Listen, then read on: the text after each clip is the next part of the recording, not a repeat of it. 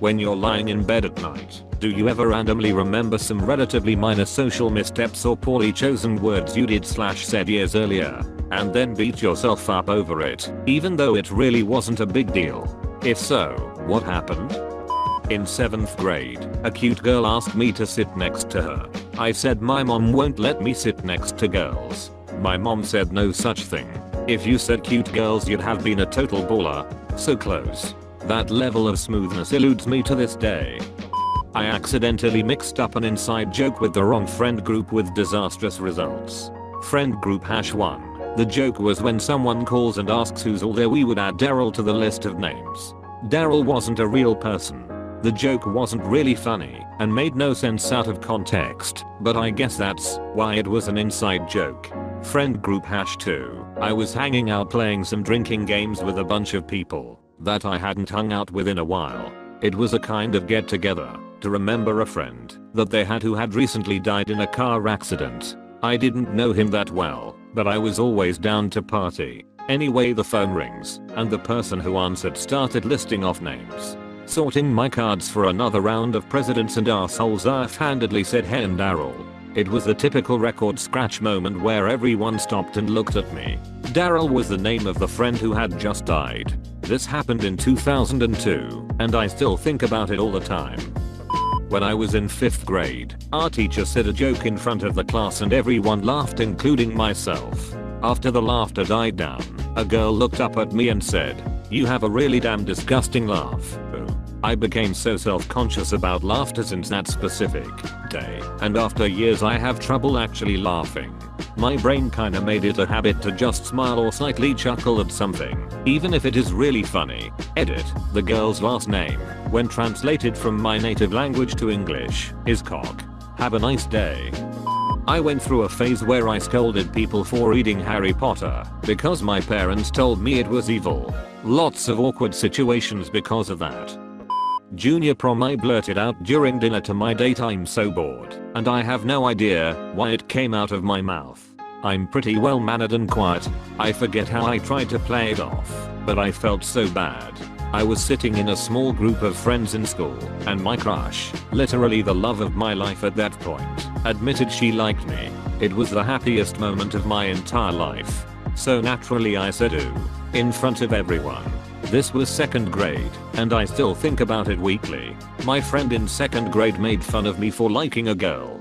He is now married to said girl. Edit. We had to send away to NASA to tabulate the number of people who said some form of he was playing the long game.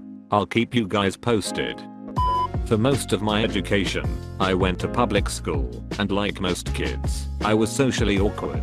For high school, I received an academic scholarship to a private Catholic school. It was a really big deal for my family. I didn't know anyone at the new school. Between an odd combination of academics, sports and the tail end of puberty, I became very popular in this new school.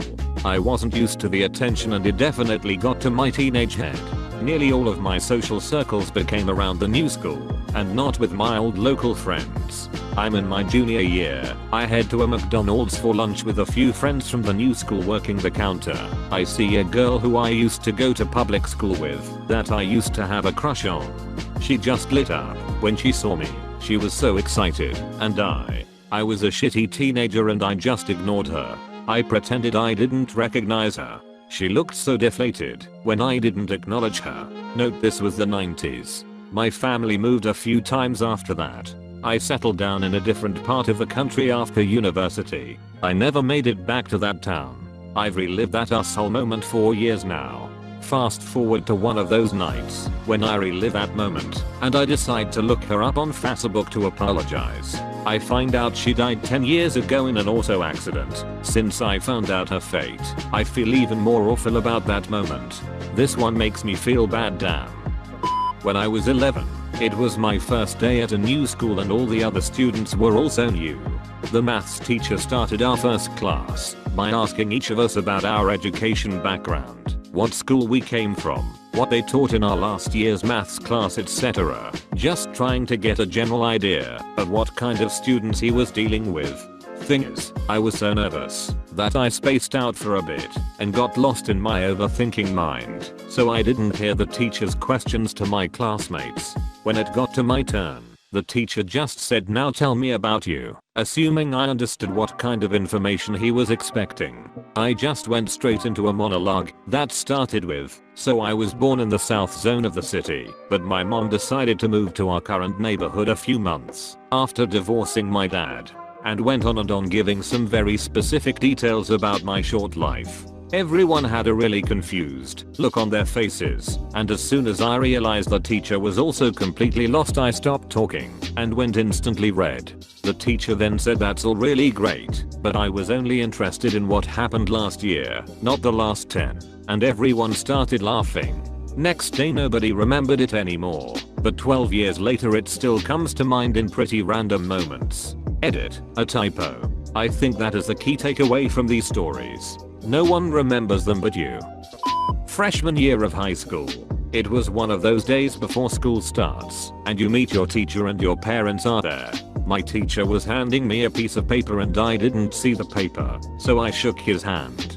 He said, "Oh," and my mom said, and I panicked and said I just wanted to be polite. So I still want to die when I think of that. That's actually a good recovery. Bruh, I can't even begin to pinpoint one event. I guess one thing is, when I was 11, I asked my teacher if I could go to the bathroom 3 times during class and told me no. And well, sure enough, I couldn't hold it any longer, and there's bullying for the next 6 months. Literally shakes me in bed about how I have never felt that low before. Somehow I managed to live through it though, lol. We all got flaws. Mine is a bladder that urinates prematurely.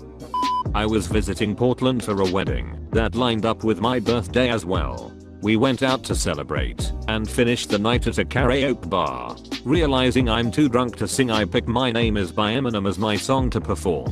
There's 2 versions of that song. One is the original release, the other tamed down, which you most commonly hear today. The woman controlling the music put on the original, and off I went. One of the lines at the end is running over lesbians in a spaceship while they screaming at me, "Let's just be friends." I finish the song and I'm met by applause from my friends and one other table. The rest of the place is silent. The DJ goes, "Nice job." Don't know if it was the best choice for gay women's night though, and at that moment I wanted to leave my skin. This is very painful. I tried redeeming myself with a wholesome Bill Withers song, but the damage was done. Should have sang "Why Can't We Be Friends" next. My party trick in high school was that I could rap the fast part of Rap God. When I was a freshman in college, I was hanging out with my friends one night. We were all pretty drunk, but I was probably the most wasted. So I decided to bust out my old party trick. "Hey guys, turn on Rap God." Somewhere out there is a video of me lying wasted on the floor of a dorm room, rapping Rap God as fast as my drunk little mouth would go. Chloe, if you're reading this, can you delete that video for me? I was in the 4th grade, and it was Valentine's Day. I was the new kid in school and this one boy had been picking on me all year. My 10-year-old self was very non-confrontational, so I wrote a paragraph on the back of his Nerd's Valentine explaining that I don't like it when he's mean to me, and I don't understand why he has to be. He couldn't read my handwriting, and brought it to the teacher, who made me read it aloud to both of them. I think about that day every day of my life. He even ended up finding me online and contacting me to apologize a few years ago, but all I can think of is the cringe. When I was in the 4th grade, I lived in the middle of nowhere and there was practically no minorities, just white county people. This Mexican family had just moved in and could barely speak any English, and I befriended one of the kids my age in school. He came over to my place and we were both joking around about his bad English, just doing what kids do. I would pretend to speak with his accent, and then he would copy, and it was silly, stupid and innocent. My mom told me I was being really inconsiderate, and how uncool it was to make fun of someone for not being able to speak English. I felt terrible. The next day at school my friend came up to me and started joking with me again, but I just shook my head and looked down at my desk in embarrassment. He had no idea what was wrong, and I was too young and dumb to be able to explain my behavior to him.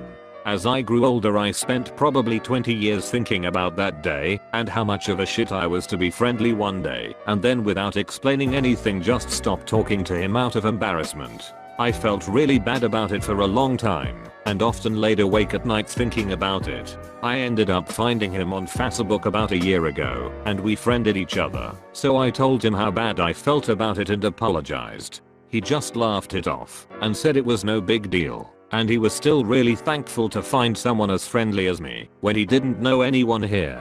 He said he figured my mom had said something to me about it and it never bothered him. I don't know if maybe he was just being nice to me or not, but it was such a relief to hear it. It really felt like a weight had been lifted off of me.